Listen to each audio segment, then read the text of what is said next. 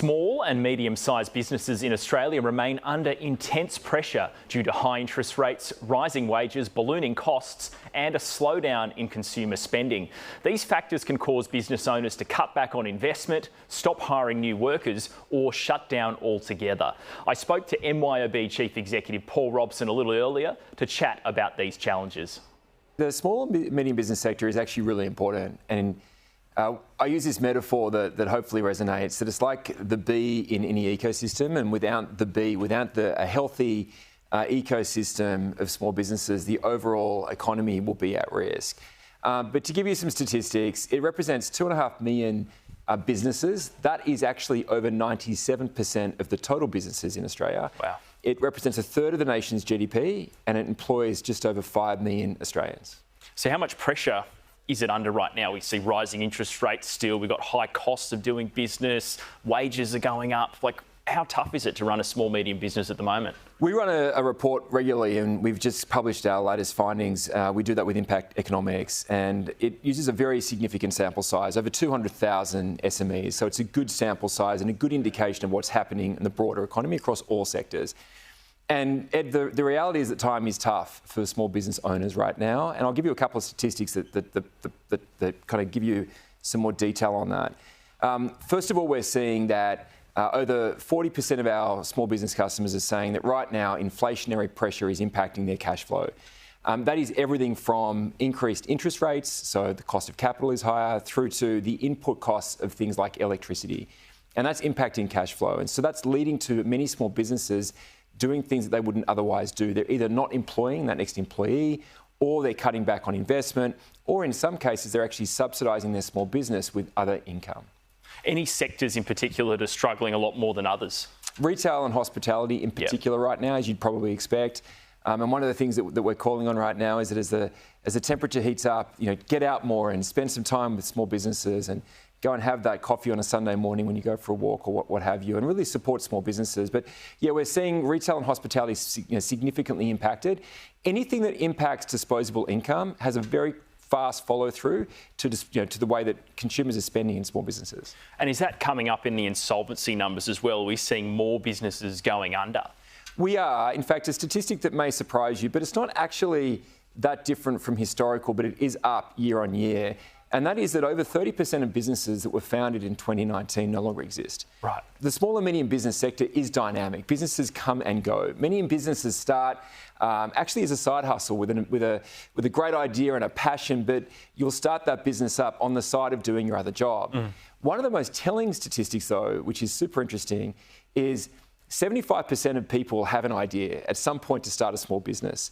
Only 35% of people act on that idea. Yeah. The vast majority do that while doing something else. But right now, of the people that have got an idea and are ready to take that leap of faith, 52% are saying, I'm going to wait until the climate is better than do it right now.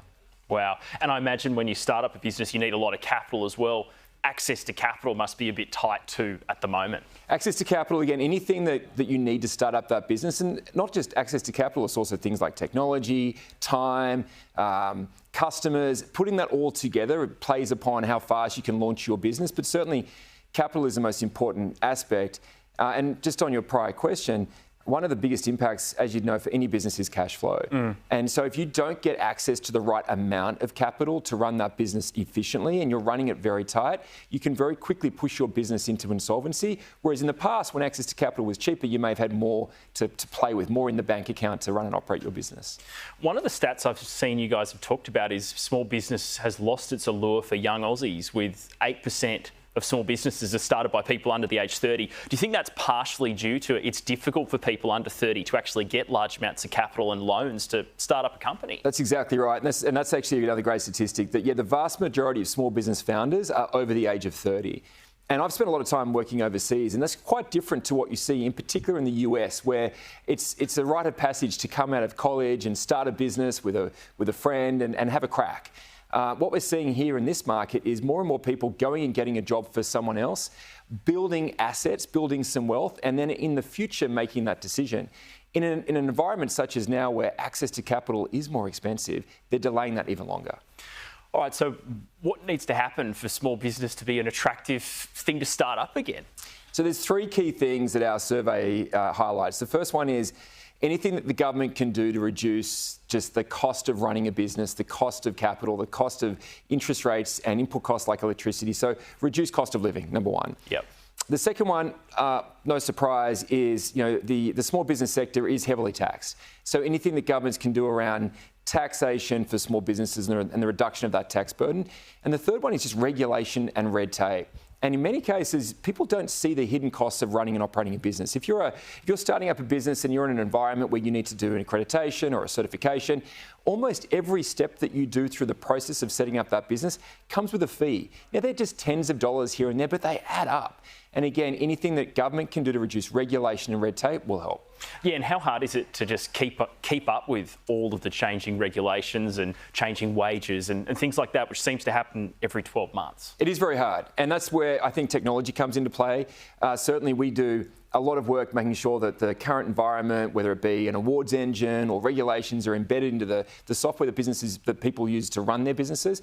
But it really is an important point to bear in mind that staying abreast of not only the changing environment, but also the changing economic conditions all have an impact on success of businesses. Now, you mentioned tax a minute ago. The Greens have proposed a super tax of 40% on businesses with a turnover of 100 million or more. Now, I don't know how many medium businesses would have a turnover of that, but it could be possible. I mean, are taxes like this a good thing or a bad thing? Very few medium and small businesses that we work with have that kind of revenue. Yeah. We're talking about businesses that in many cases, I'll give you a great example.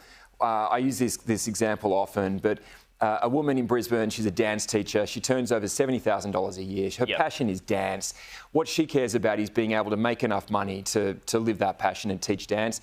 She hates the Friday night invoice run. She doesn't like the administrative burden. She has to jump through hoops. She has to fill out forms.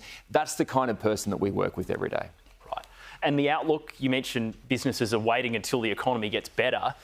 Is that going to be once rates start being cut next year? You think things might improve? One thing I will say about the ecosystem of small business, and we've spent a lot of time talking about some of the challenges, but they're really resilient too. Like, they're very nimble. They can change things like working hours. They can go back to having another job or another activity that can supplement income.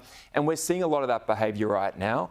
What I think we'll see over the coming months and coming year, especially as we start to hopefully see some of that pressure come off, is more people coming into small business. And as I said earlier, the ecosystem, the Australian economy needs small businesses to be successful. Small businesses become big businesses. At some point in history, Canva, Atlassian and other famous Australian stories were small businesses.